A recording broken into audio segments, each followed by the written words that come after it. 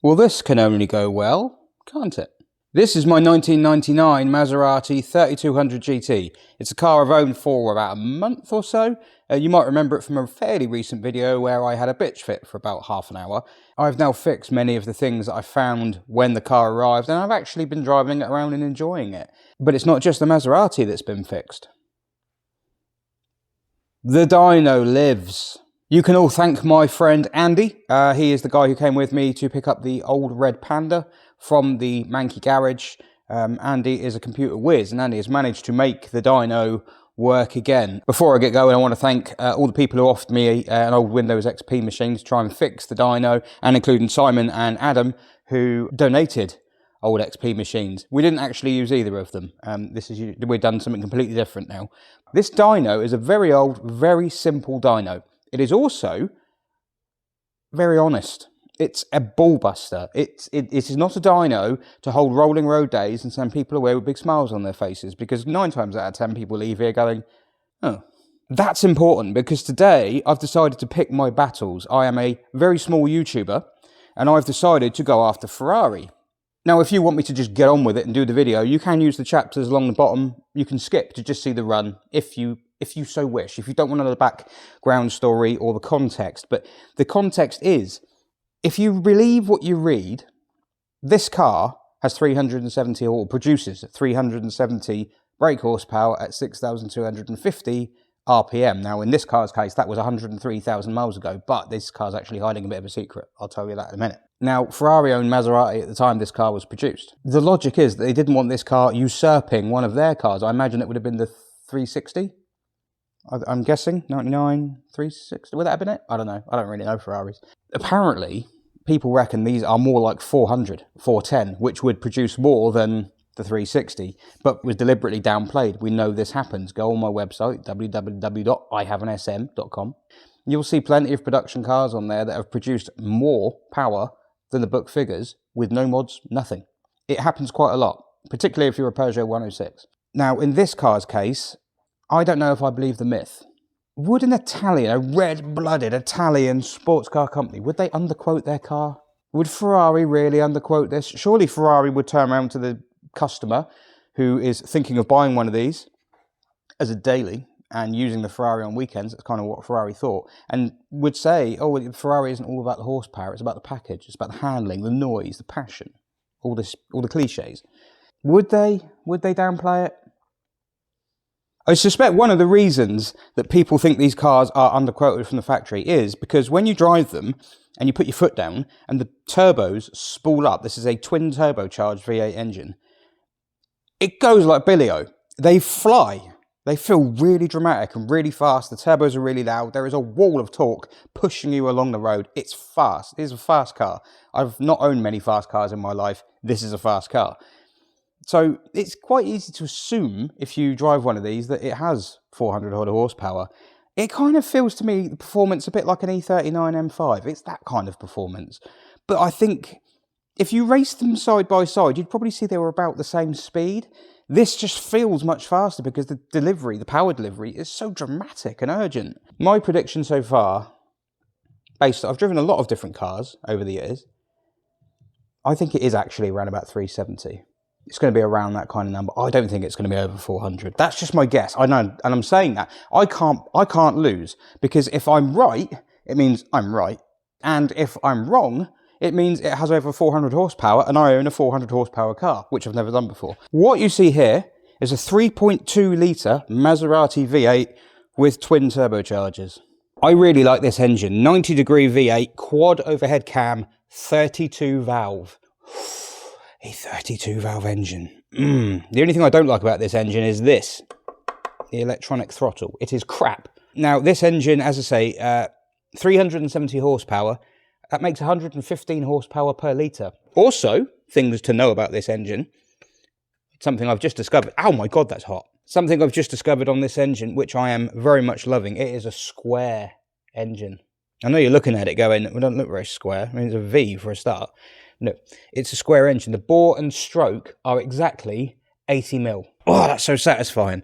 A very characterful engine. This is not a Ferrari engine. There are a few myths around about this engine. This isn't a Ferrari engine. The car that came after this one, which was badged as the Coupe and the Spider, but a lot of people refer to it as the 4200, that had a Ferrari-based engine. It wasn't actually a Ferrari engine, I don't think. I think it used a lot of common parts, but it wasn't like a Ferrari engine out of a Ferrari. I think it was a cross-plane crank for a start. This is also a cross-plane crank. I keep seeing people write down that this is a flat plane crank. It's bollocks. It's not. This is an old-school cross-plane crank. Now, earlier on, I alluded to the fact this car has a secret little... well, secret. This car has done 103,000 miles, sure, but the engine hasn't. This engine has, this is the original engine, but it has been rebuilt, apparently. I don't know, to be fair, I did get told a lot of things about this car. This could also be a lie. I've been told, I've seen pictures of it. This car has the engine has been rebuilt with a 30,000 mile unit. So all the innards from a 30,000 mile engine have gone into this engine. Why was the engine rebuilt, you say? Good question. If you know these engines, you're probably going to know what I'm going to say. Thrust bearings in the crank. These engines have a very heavy duty clutch. It's a pull type clutch, and basically it knackers the crank. It knackers the thrust washers, which are the bearings that stop the crank having too much end float, stop it moving too much in the block. It eats those and the whole crank moves, and that does the big ends, and everything becomes very expensive and you have a bad time. This engine's been rebuilt. The mileage this car's done, probably quite on the high side actually for one of these. Most of the ones you see haven't done this many miles. But it runs so sweetly, and it sounds so good, and it goes so well. I actually believe the 30,000 mile claim. I think the innards of this engine probably have done that. But what I really want to know is, was Ferrari lying? And the only way I'm going to find that out is to put my anxiety to one side and run this thing. Now, this car actually has a bit of a disadvantage as well. It is an intercooled twin turbocharged engine, but the intercoolers, I think, from what I can see, it looks to me, are down there, one there and one on the other side, meaning the fan is not going to hit them. So this isn't going to be one of those cases where I do loads of runs one after the other and we keep playing around to see if it will go higher. I don't want to get this too hot. I'm going to keep the dyno runs kind of brief. I'm not going to let it hang too long. It hasn't got this. This will blow air at some of it, but it's not going to get all of it. So I'm not going to play around, and for that reason, if this thing falls short of the 370, I'm not going to be annoyed. What are we saying then? Place your bets, put them in the comments. Is it going to be 370 or thereabouts? Is it going to make its book figure? Is it going to fall short, like the Alphas tend to do? Or are the myths true? Did Ferrari hold this car back? Is this actually a 400 horsepower car?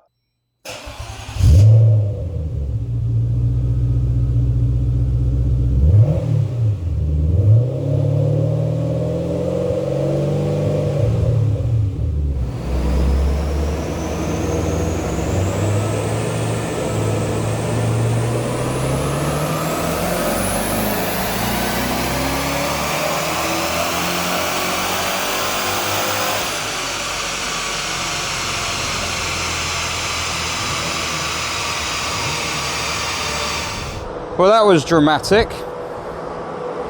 So this is, it should be the most powerful car that I've ever run on the dyno. The most powerful car to date was a BMW M3 E46. I don't tend to run powerful cars, I don't like doing it. But I'm confident this one will make more than that. It was 340 something. I'm confident it will do more. I'm looking at the graph. I haven't seen the numbers yet. That graph is, I bottled that.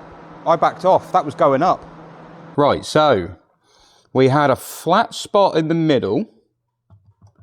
It was still going quite happily up there. Wow, okay, what was it going to do? That's me coming off. 364.9. So even if it does nothing else now, that makes it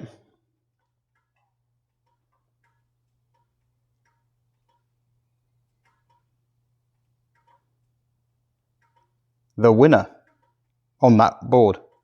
Yeah, I'm going to do another run to see what's going on with that graph. That's a bit of a funny one. I might have the ramp rate a little bit too high. I think I might be letting it spool up a bit too quick.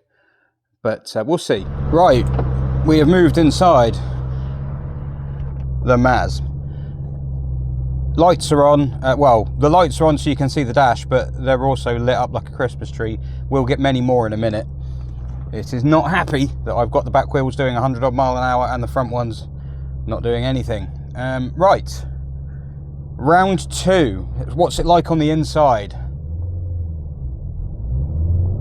Now, one of the things you're going to have to be aware of, other than the fact I've got an egg-shaped rear tyre by the feel of it, is that oil pressure gauge. You're going to see it flash and do silly things, and you're going to shit yourself like I did. Oh, there we go, that's ideal. That's a sender unit, I think, I've been told it is. It doesn't appear to have any problems, quite a common thing apparently, so when I go full throttle that will probably light up. Don't panic.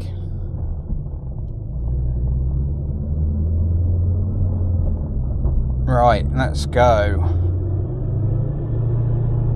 Dyno's bit. Turbos are spooled. Jesus Christ.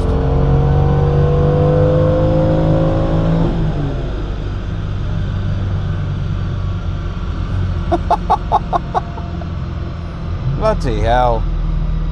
Well, that's thrown a big spanner in the works. So the graph is getting better. We do still have a flat spot here. I don't know what that is. Well, I'm starting to think I know what that might be. For the same reason that it has now lost power. Although it was still going at 6,500, that's quite impressive. Yeah, so it's lost power. But I'm pretty sure I know what that's about. The intercoolers are getting too hot. It's, yeah, it's not kind to it doing this. The intercoolers are quite sensitive on higher power turbo cars. This one doesn't have a big intercooler on the front, in front of the radiator like a lot of cars would, and therefore the fan would pick that up. It's got one either side, as I say, behind the headlight. Quite common on this kind of car, but I don't have any way of, oh God, falling over. I don't have any way of cooling those down. We are losing power. I've had a feel of the intercoolers and they feel hot. What I want to do is another run from the back for the noise, which I might do. I'll leave it to cool for a while. I'll leave the fan on it with the bonnet up, like I did for round 1.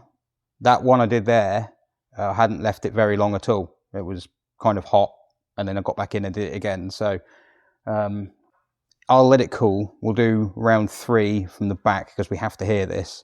But as far as the Ferrari myth goes, I think it is a myth.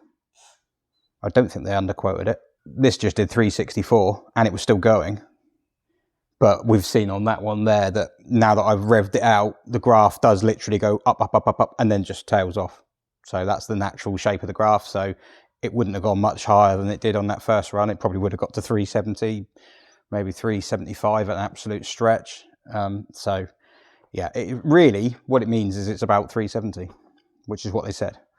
So I'll do one from the back, let it cool down. I'd be liking to get to the 370, but I'll be happy with 364, to be honest. If I'll be happy with it not blowing up and being able to drive it home, that'd be good. So the Maz is just cooling down, but while it is, I thought I'd overlay the graphs. So they're very consistent all the way up. They've got the bum bit in the middle. I think that might be a result of the hot temperatures as well, actually, because I did a sighting lap when I set the dyno up to set up the wheel speeds and everything like that, calibration. I did a run up to about here, up to about 4,000, 5,000, something like that, and that wasn't in it. But obviously the car was cooler then. So I think this is where our temperature starts to have an effect, because if you look at that, that was climbing, and where's 370? 370 is here. So I don't think it would have gone up to the 400. I think you can just see a curve there. It's just starting to do what this does. It's just starting to curve. I think it would have gone up to about 380 is my guess. But that's me aborting it. This is me, well, still aborting it, but obviously I went further than needed to. But this here, this is our temperature differential. It is bloody hot under there. So the intercoolers are down in there, behind the headlight, and there's another one down there. And the feed for them is under that light there. You can see it? Which is well away from the fan.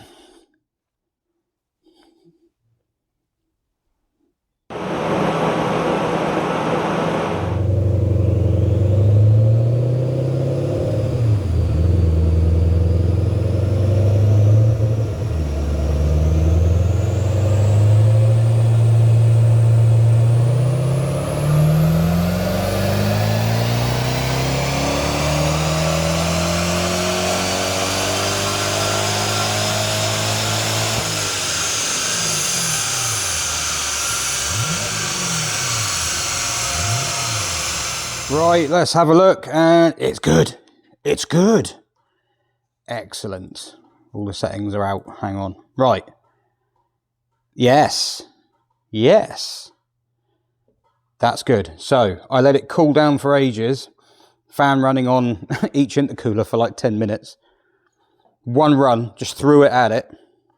Although it was warming up already. So it's not perfect, but she's good. She is good. Yes, happy with that. Victory is mine. You know what? I'll take it. I'll take that all day long. 367. Nothing's beating that. I'm well aware there are more powerful cars out there, but I just won't let them on. As for my test, just going to let some heat out. Yeah, basically, I think the Ferrari thing is a myth. We've seen the difference temperatures can make. That run to the car, a lot of heat soak in there. It wasn't happy. But it wasn't that hot to start with on that one. So I think on the road, when you've got more air being forced into the intercoolers either side, you've got more chance of, you're probably running 370, 375 on the road, maybe 380, who knows? Does it really matter? Not really. But yeah, on the dyno, I just can't replicate the airflow. I'd need two fans, basically. And you could say, well, why haven't you got them? What kind of Mickey Mouse outfit are you? Well, I don't really do this. I normally do like Peugeot 106s and Trabants and 2CVs and Volkswagen Polo 1.2s and things like that. Yeah, this is not my forte. And all the turbocharged cars I normally do on here, I think it's turbo diesels or single turbo little 4-cylinder engines. They don't really rely on the turbocharging kind of technology this thing has. This thing uses the turbos in a big way. They are very vocal. They make a big difference, and therefore if they're being held back by heat, it's going to affect the power figure. So basically, if that's one thing I can give you any advice on with any car like this, if you've got one of these or something like it, make sure your intercoolers are in good shape, not bunged up, not full of oil, because they make quite a big difference. As for the Maserati, I'm very happy. It hasn't died. It still runs. This is excellent. It's made near on book figures. Excellent. I'm not even going to penalise it for the 367 not being 370, as I say, because of the intercoolers. But the car has decided to punish me all the same, because now the boot won't shut.